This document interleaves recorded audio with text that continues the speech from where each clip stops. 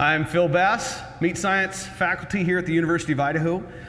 This video being made in conjunction with Fair, Idaho, we are going to focus on the forequarter and specifically the chuck. Okay, so we have the upper and inner shoulder section. We also are going to fabricate the brisket and the shank that's going to be attached to the chuck. The first step will be to remove the rib and the plate primal from the forequarter. Okay? So the first thing that we need to do is to find the break between the chuck and the rib, and that's between the fifth and sixth rib. Okay, so we find rib number 1, 2, 3, 4, 5. Make a little mark.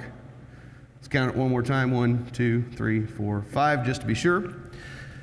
On that break, now we can follow that rib section up to this juncture between the two thoracic vertebrae. We're going to make our first cut.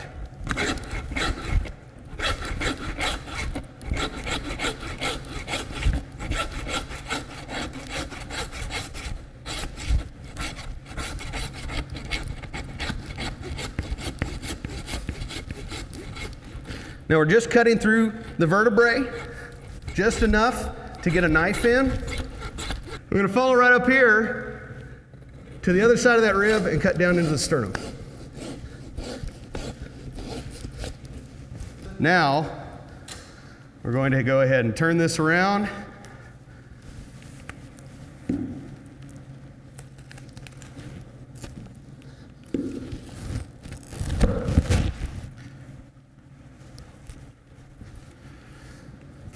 So now we have the chuck separated away from the rib, what we call the wing. That'll be fabricated at a different time.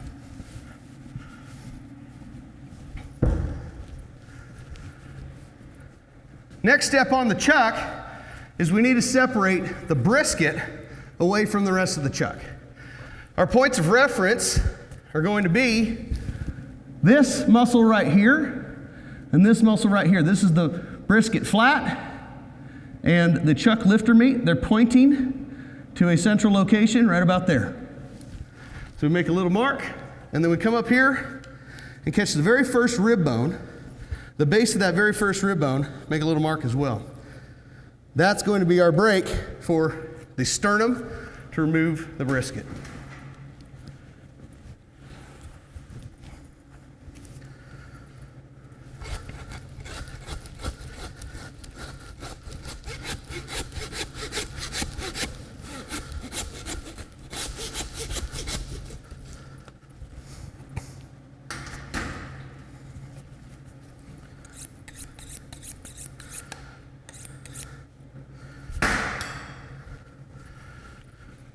We're going to cut down into that break to start exposing some of the lean. We're looking for a nice seam to open up, right about there.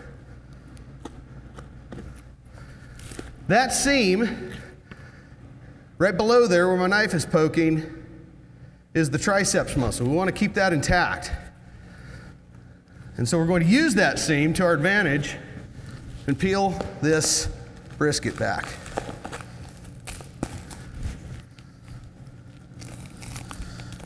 Cutting right along the seams. I'm going to slide the chuck to the side for now, and we'll fabricate this brisket. The way we're going to do that is we just need to remove this sternum and some of the fat. There's the sternum right there. Nice thing about a brisket, it has this nice seam to work open.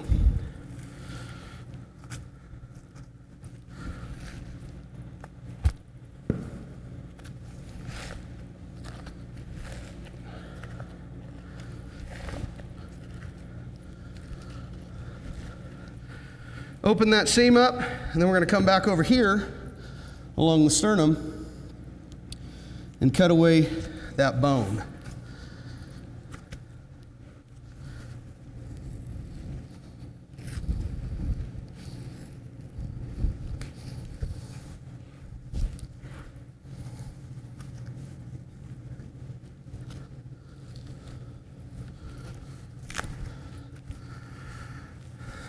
can get some trim right out of the center part right here, and then you can get some trim from this side of the sternum as well, and in between the sternum bones. To finish fabricating the brisket, we need to cut off this fat right here known as decal fat. And so we're going to make this edge fat, this subcutaneous fat, flush with the brisket flat.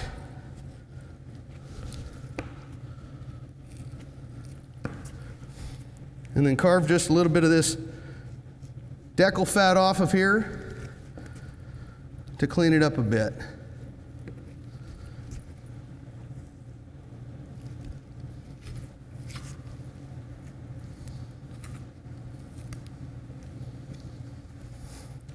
Okay, so this side is pretty well trimmed.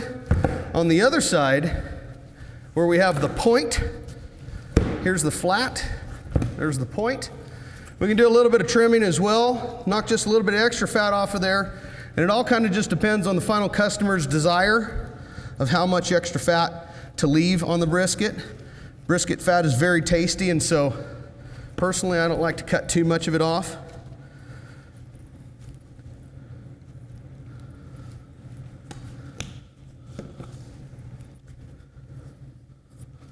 So right about there. There we have a whole, boneless, decal off brisket ready for the barbecue.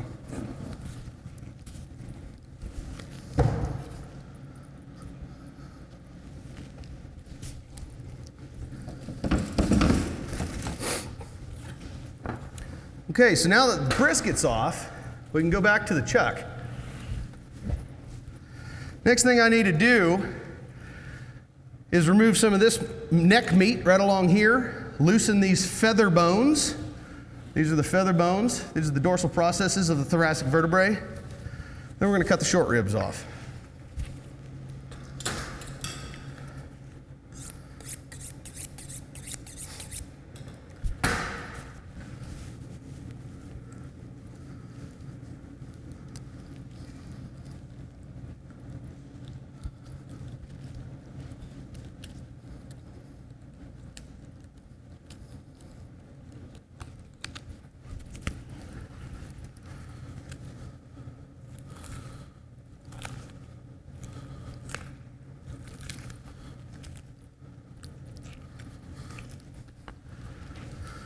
This is a piece of meat known as the rope, runs right along the base of the neck, and that's going to go into ground beef trim.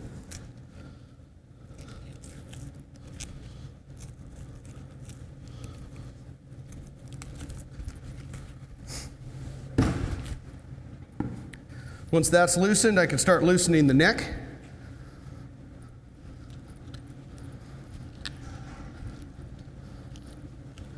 Using my boning knife to feel all of the little intricate ins and outs of the neck bone.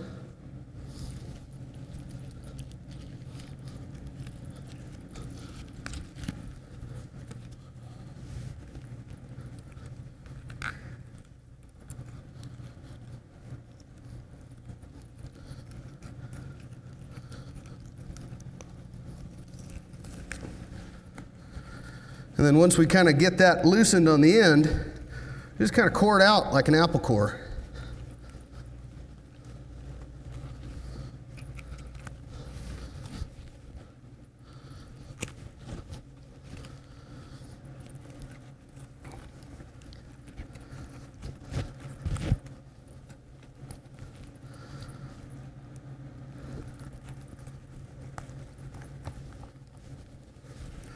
So now the neck is loose. We can loosen these feather bones, and if it's a younger animal, we should have some nice cartilage, these cartilaginous buttons on the tips of those feather bones. On an older animal, you'd have to carve underneath there, but on these younger animals, you should be able to kind of pop those down and use your hook to peel those bones out. This leaves a lot more meat attached to the rib as a result.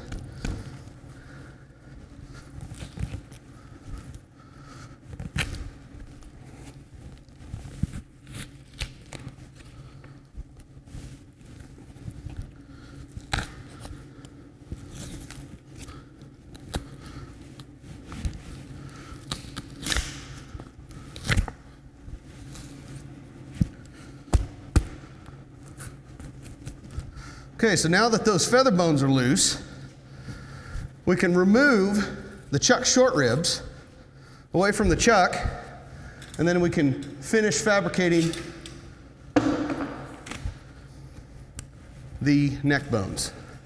All right, so our point of reference now to remove the chuck short ribs is at the base of the curve of the neck bone right here, and pretty much just going to be parallel with where we remove the brisket.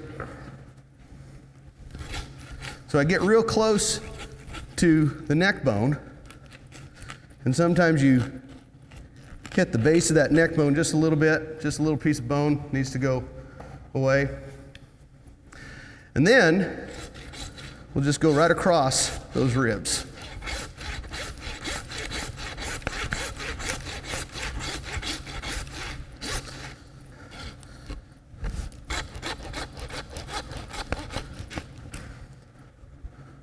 Once we've cut across those ribs, we'll come to the first rib bone and kind of score the edge of that. That allows our hook to get in behind it and kind of open things up. We'll open this cut here as well. We're trying to find the seam where the short rib muscle, known as the serratus ventralis, connects, okay? So we've opened up a seam right about there. We don't want to go any further because there's some nice meat underneath there that we don't want to scar. And now we can just peel these short ribs right back.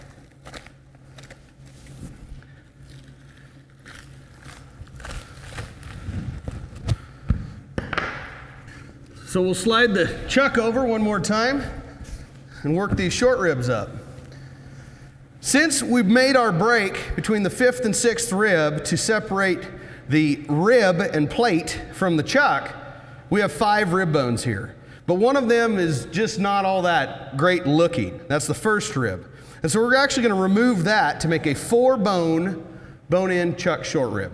And it's not because this particular rib is not uniform. We always do this for our chuck short ribs. Okay, so I'll take that first rib bone off and I'll show you just how kind of odd shaped it is. Now we have very uniform 4 rib bones. And then we have the very first rib, which is short and kind of trumpet shaped at the end, like that. And so we remove that guy just to kind of make that chuck short rib a little bit more uniform. That little bit of trim that we generate can go into our grinds. Now, for a barbecue item, the chuck short rib could stop right there. But most often we're going to cut these guys at least in half. Most of what we'll do is cut with a handsaw. If you do have a bandsaw, this would be a really short zip on the bandsaw.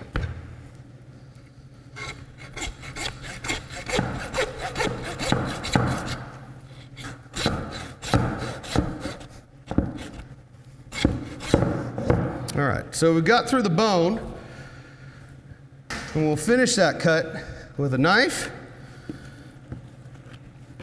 Usually chuck short ribs will be about 3 inches in length, and from there you could either leave them as a whole rack or cut them into individual pieces, and they'll fit into a slow cooker a lot easier that way.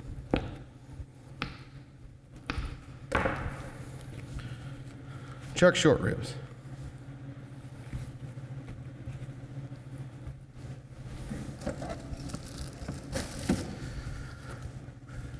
Okay, next, we're going to go ahead and remove the rest of this neck bone.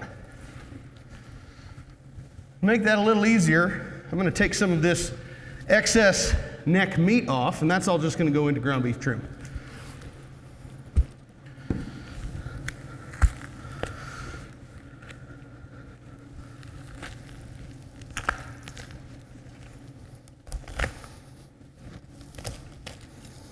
And I'm just following a fat line right now, knowing that if I do that, then I'm really not cutting into any important cuts.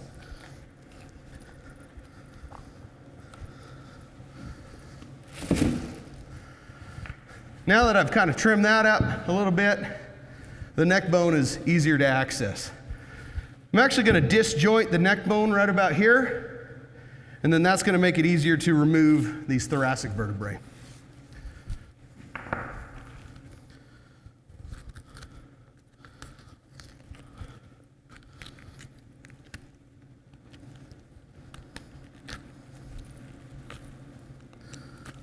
And so now that neck bone can be just cleaned up using a boning knife.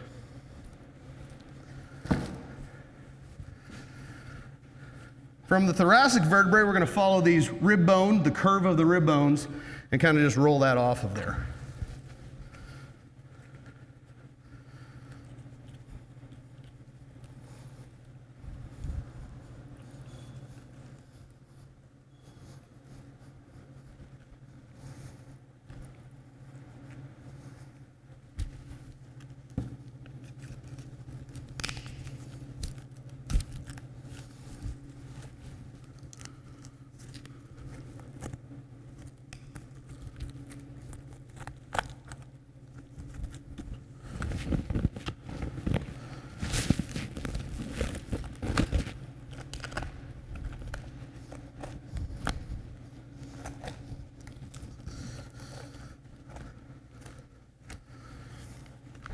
Then again, these rib bones can be cleaned up. Get a little bit of ground beef trim off of there, and then a little bit right here next to the feather bones. Now that that's done, we're going to roll the chuck roll away from the rest of the chuck. We're going to use the natural seam that's right here where we removed the chuck short ribs. That's that serratus ventralis, really tasty muscle. That chuck roll will eventually become some really nice roasts. So we'll find that natural seam, start working down into it.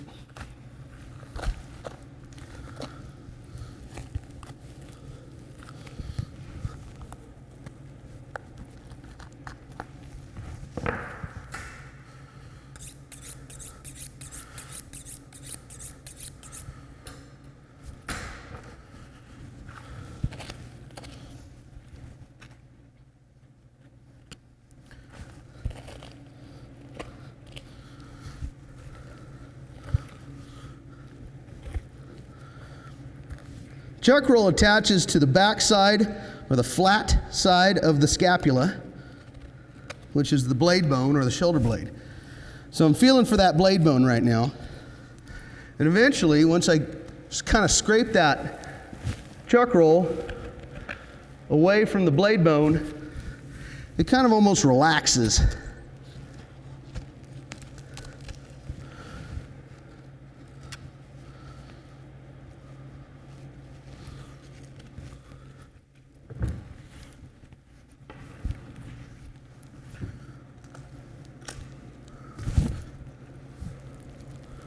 So there's the back side of the scapula, the shoulder blade. And now we're just rolling this thing right away from the rest of the chuck. Following the contour of the scapula.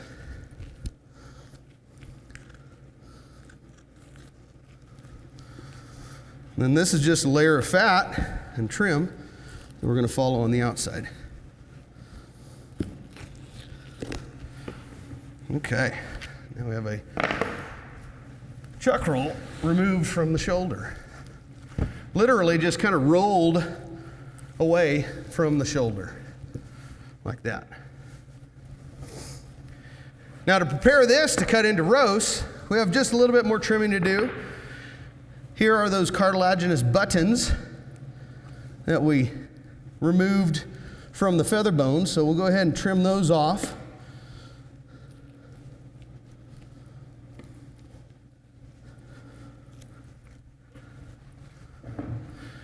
We have a little bit of what's called bone fell. That's kind of this leathery looking connective tissue where the feather bones sat. And so we're going to get just underneath there and trim those away as well. Connective tissue is just chewy stuff, and that needs to usually be removed, or we need to work through it with some type of cookery. This particular type of connective tissue is not going to really break down during normal cooking. And so it's best to just kind of trim it away.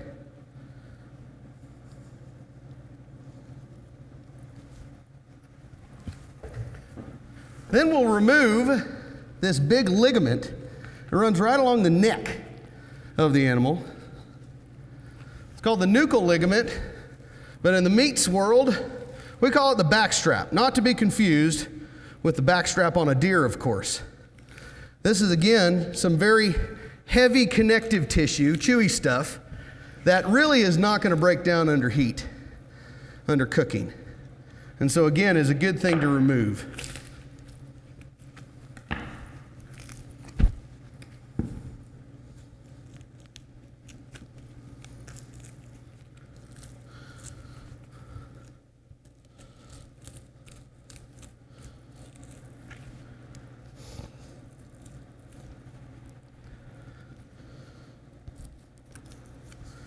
It's very yellowy and stretchy.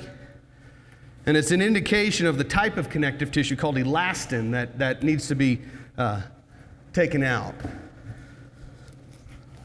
Okay, so now that we've removed that backstrap, we've just about prepped this thing for cutting into roast. One more thing I'd like to do is just clean it up a little bit by removing some of this outer layer of muscle and fat to make those roasts nice and tight.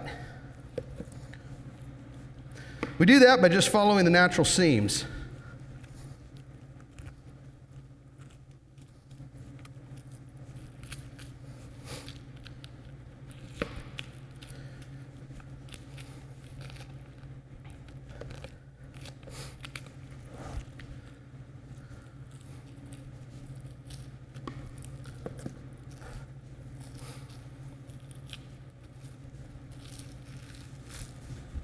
Just like that. Okay, and our indication to square up this end, which is the neck end of the chuck roll, is we find this little bit of a V shape. This V shape has two ends. We're going to find the ends of those muscles and just cut that off. And now we have a squared off, neck off chuck roll. This is now easy to cut into some really nice chuck pot roasts.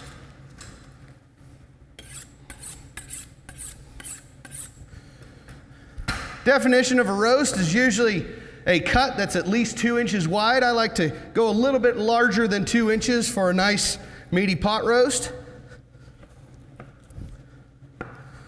And then once that's done just like that, you can either tie it in a circle or a semicircle like that, or even clean it up just a little bit more and leave it as a roast just like that. These roasts are great in a slow cooker. You can even braise them in an oven. And they also go really nice on a smoker, especially for like a chopped beef or barbecue beef application.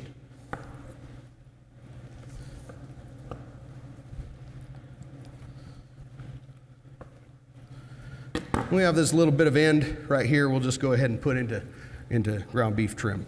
You could clean this up a little bit and still make one more roast, but I think this one's pretty much ready for ground beef trim instead. But we still made a number of nice roasts. Kind of just clean the ends up if we need to. And ended up with 5 chuck pot roasts out of that chuck roll.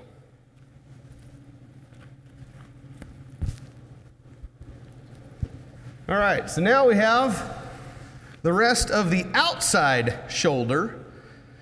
First thing we need to do is actually remove where the brisket attached, right in that location. This is called pectoral meat. Pectoral meat is a nice, lean, raw product for making things like cube steak or stew.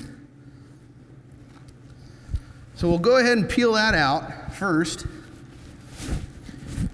It's rather triangular in shape, and so just keep that in mind as it's coming apart.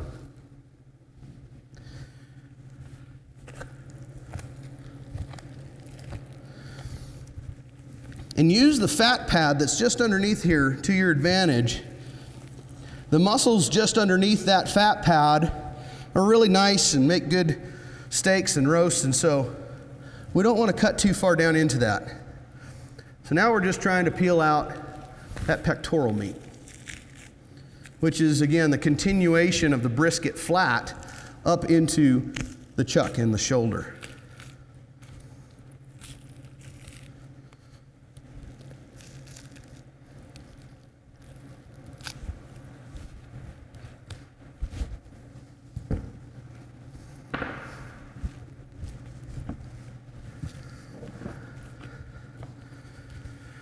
Like I said, the pectoral meat is kind of triangular in shape, and so we'll just trim that out, peel it out of its little fat corner that it lives in.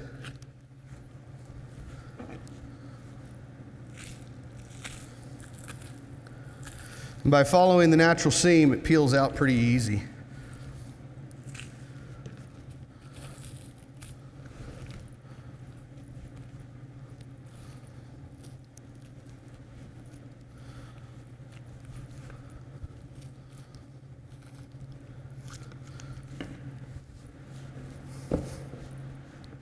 So there's that pectoral meat, like I said, great for cutting into cube steak or stew meat. Not a terribly tender piece of meat, but if you do go through the tenderization process or cut it into stew meat for a long, slow cook, it'll make a really nice piece of meat.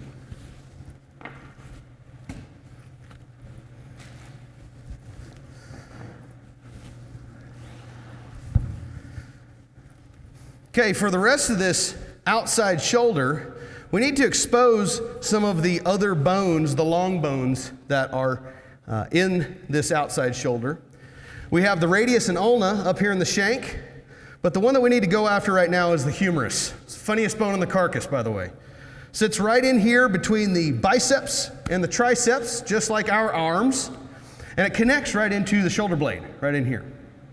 And so we're going to go ahead and cut into that biceps to expose all of that. Now, prior to that, I'm going to go ahead and peel out this other little muscle that sits right along the edge of the scapula, and that's going to make it a little easier to find all these joints. This other muscle is known as the mock tender, also known as the chuck tender. That comes and attaches right at the point of the shoulder right here, and so we'll start cutting into it right about there. You may want to remove some of this outside fat just to make it a little easier sometimes, but either way, it sits right along the edge of the shoulder blade, and you can kind of feel the shoulder blade right along where it rides.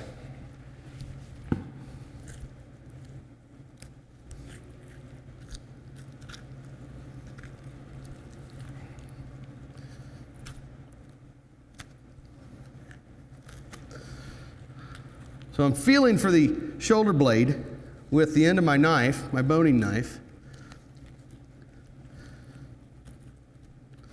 I'm just trying to find that pocket where the chuck tender sits.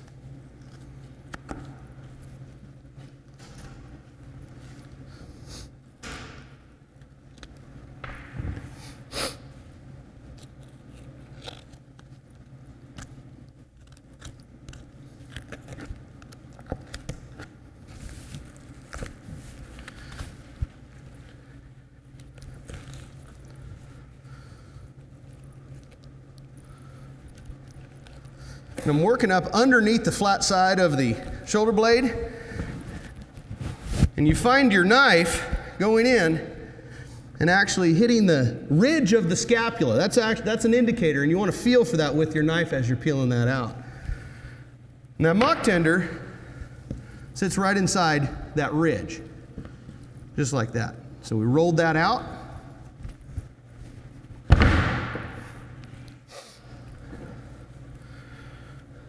We can clean this up. The mock tender gets its name because it looks like a short and stubby tenderloin, but it's not. It's not tender at all. It's one that will require some slow cooking or slow roasting, but it's still a good economical roast as a result. Now, it's also a very lean cut, so when prepared, it probably helps to have a little bit of a sauce or some kind of cooking oil when you're preparing it to help bring some juiciness back to that cut. But it is a nice lean cut of beef. Has some great brothy flavor to it. and usually very economical.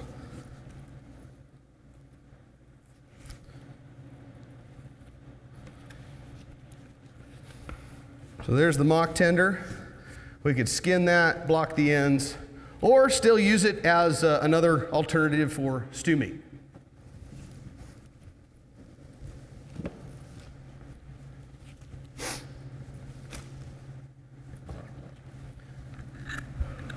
So now that we've removed that mock tender from its little pocket right here, we've kind of exposed a little more of the shoulder and the shoulder joint. So now we can peel the biceps muscle that's right here back and expose the humerus that sits underneath.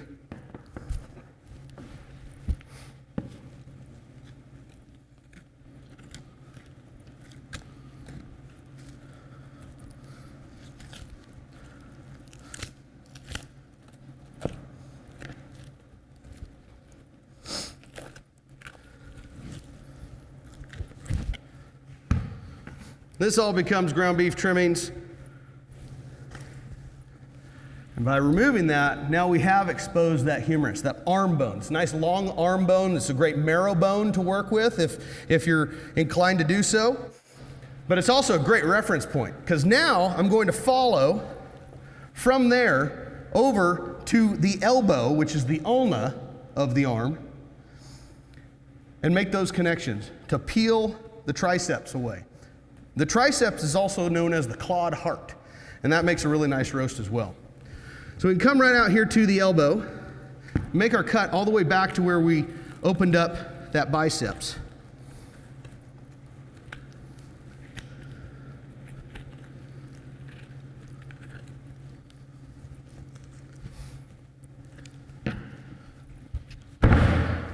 It's also a nice line right about here where the triceps attaches to the arm and the ulna. So we'll follow that line as well.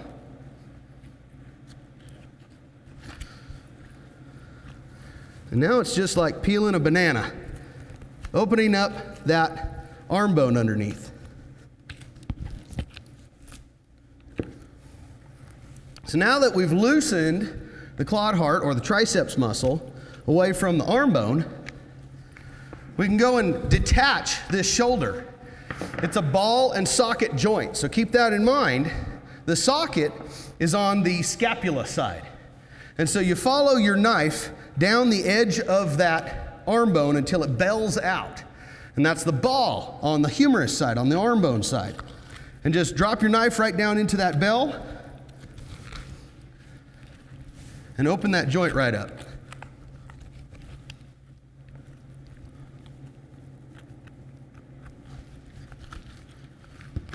No sawing necessary. So once that joint's opened up, makes it relatively easy to get at the meat that's surrounding the remainder of the scapula. On the shank side, depending on what you want to do with it, you could easily make cross-cut shanks. You can do that with a handsaw. It's recommended with a bandsaw. Or just debone this. It makes some great lean material for ground beef. And then, of course, we also have the marrow bones that make great roasted marrow or also soup stock. Okay, so to remove the scapula, we're actually going to peel off another muscle that sits right on the flat side of the scapula, known as the subscapularis. This is a muscle that we're really just going to make ground beef trim out of. It can be a really tender piece of meat if you're so inclined to trim it out, but it's very, very lean. It takes a little bit of effort, and so it's recommended to just go ahead and put it into ground beef. That peels right out. You do need to remove some of that bone fill. That's that leathery looking connective tissue on the other side that attached that muscle to the bone.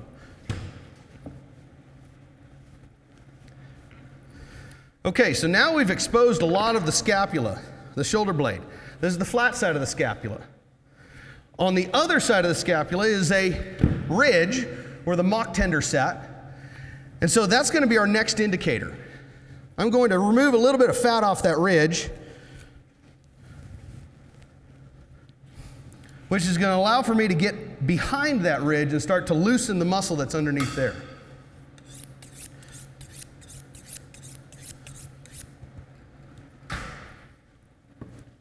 This is where you only want to use a little bit of your knife, and a very sharp knife, so that you have a lot of control.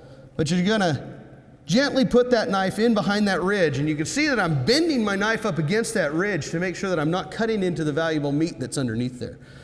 And all I'm trying to do is just loosen the muscle a little bit away from that ridge. I'm not cutting all of it away. I'm just loosening the connection and the attachment points. Then I can turn this back over. And finding that connection over here of that same muscle to the outer area of the scapula, I'm going to do the same thing. I'm just going to barely loosen that.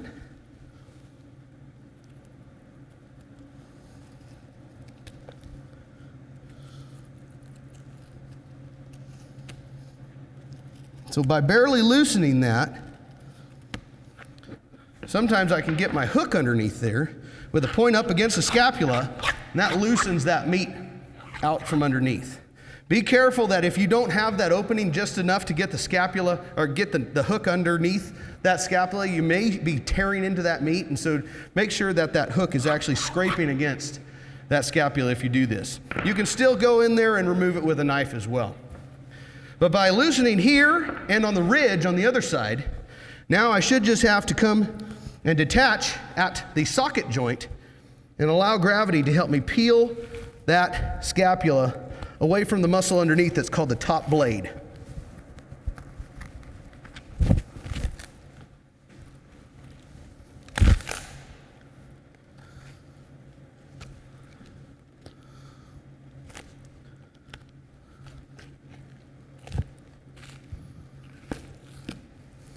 So there we have a relatively clean scapula. Still want to go and get some of this extra meat off of there, but usually pretty darn clean at that point. Now from there, we have a classic beef chuck clod. That means we have a top blade muscle, we have the clawed heart or the triceps, and then there's a nice little cigar-shaped muscle right in here known as the teres major.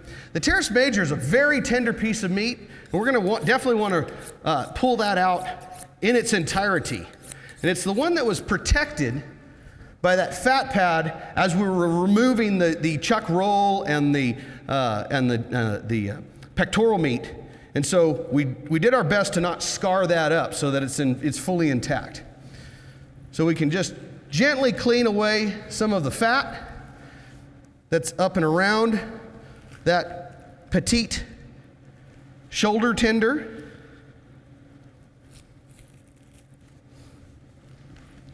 That's the piece right there. And then we can just roll that guy out of there.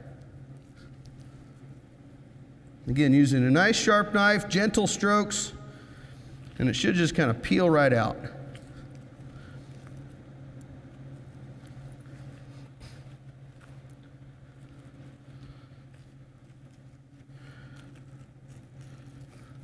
This petite tender, although not as tender as a tenderloin, often is used as an alternative to tenderloin in some applications because it is still very, very tender. So there it is. Great little roasting item. If you wanted to, you could skin some of that silver skin off of there. But for the most part, it's ready to go.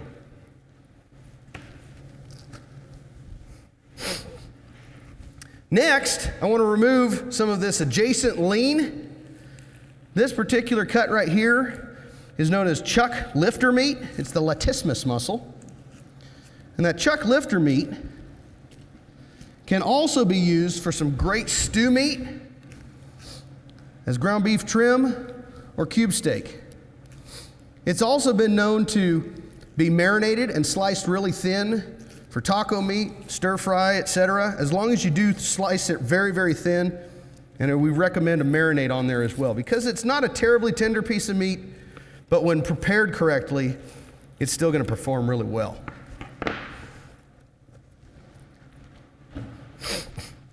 So here's the chuck lifter meat, another somewhat triangular in shape cut at this point. but you can see as we clean it up, it's a nice, straight, muscle fiber, very lean piece of meat. Great for any of those lean cut applications.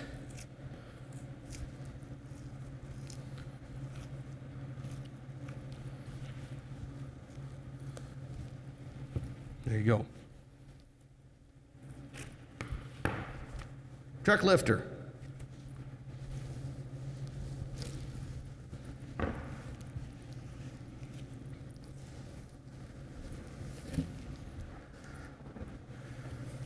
All right, so what's left is now what would be considered more of a contemporary chuck shoulder clod. Oftentimes the shoulder clods that are purchased now at wholesale are not going to have that teres major attached to it. And so it's going to be just the top blade and the clod heart.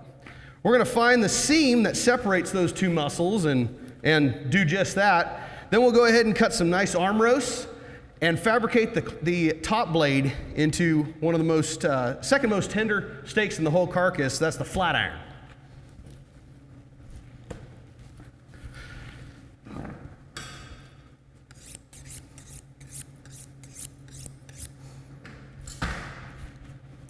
So the seam sits right along here. It's not an easy to find seam at first, but you just kind of explore a little bit with your boning knife, and you eventually find the edge of that top blade, and then just follow that seam all the way down. So we'll come back to the top blade. Well, let's cut some true meat and potato cuts out of this thing. There are a lot of different applications for this cut, a lot of different alternative fabrications, but really let's just go to some of the easiest and most user-friendly, and that's an arm roast, okay? An arm roast is going to give us the most yield, in fact, as well. You could peel all of the extra muscles away here and carve away a bit of connective tissue, and you make what's called a casino roast. And a casino roast is a really nice carving roast that can be cooked at a high heat, but again, takes a little bit more effort. Let's go ahead and just cut the traditional arm roast, sometimes known as a cross rib roast.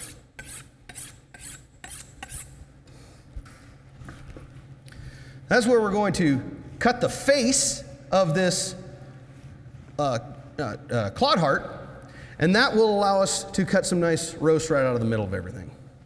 So that face cut is just to clean up the edge. That's some trim. And now again, about a 2-inch swath to make our cross rib or arm roast. Arm roasts are fantastic in a slow cooker. You can put these also in an oven, but I tell you, some of the best applications for this is actually on a smoker. And once you get a couple hours of smoke on it, wrap it up in foil, and that allows us to keep a lot of the moisture in there. And it ends up being a really nice carved smoked beef. A couple different sizes. It's not a terribly consistent sized piece, but if you're a retailer, that's just fine, because that's for the larger family, it's the medium-sized family, and then this is for the smaller outfit that's just looking for a smaller roast to work with. Any of that little bits of the end can also be made into stew meat or trimmings. So there's the cross rib roast or chuck arm roast, boneless.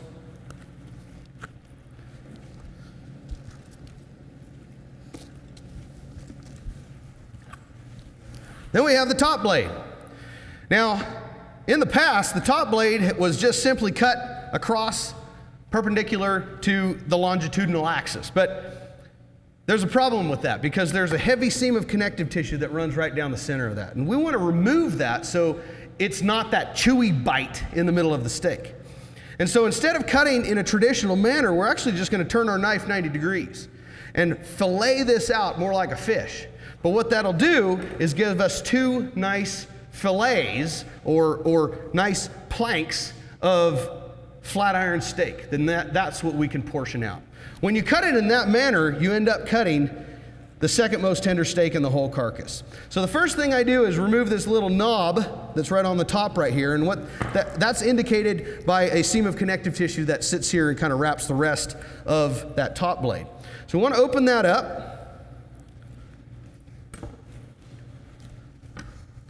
Then I want to remove this bone fell. This is a connective tissue that was attaching that muscle to the scapula, the shoulder blade. So we'll just put the knife right underneath there and skin that right out. This is some pretty chewy connective tissue, and we don't want it in that nice flat iron steak that we're about to make.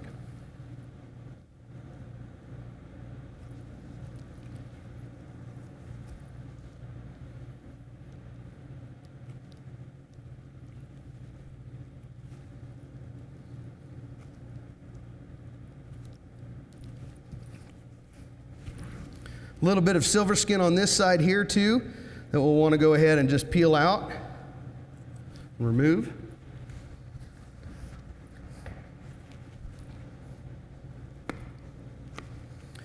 Okay, this is ready to be filleted out now. And what we're looking for is this really heavy chunk of connective tissue, this tendon, that attaches right down the middle of this muscle. And so that's what we're after to remove. It's good to take a big knife that's nice and broad and sharp, and we're going to ride right along that tendon. Sometimes it takes a bit of practice to get comfortable with this. Takes a few tries at it, but I promise it's definitely worth it. You make some amazing steaks out of this. What I like to do is take my meat hook and hook it into that really heavy connective tissue right there. So I have something to hold on to.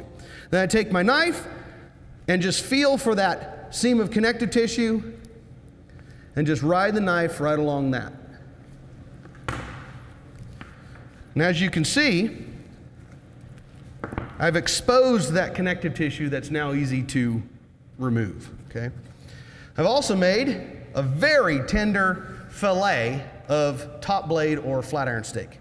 These can also be portioned, you can leave it as whole, but then of course you could portion these out into some really nice smaller portion steaks. Now with the rest of this, we can actually get one more of those fillets, and it's on the other side of this seam of connective tissue.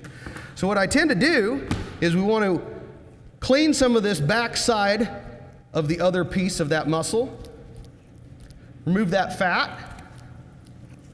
We'll also get up underneath the silver skin that sits below it, just to clean it up nice.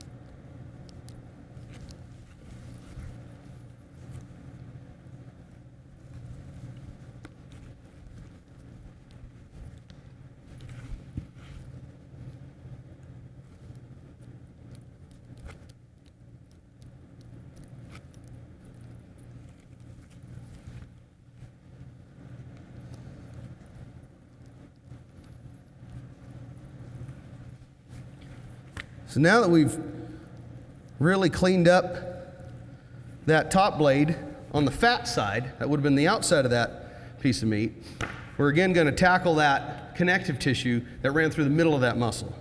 So just like we did before, put the hook right into that connective tissue,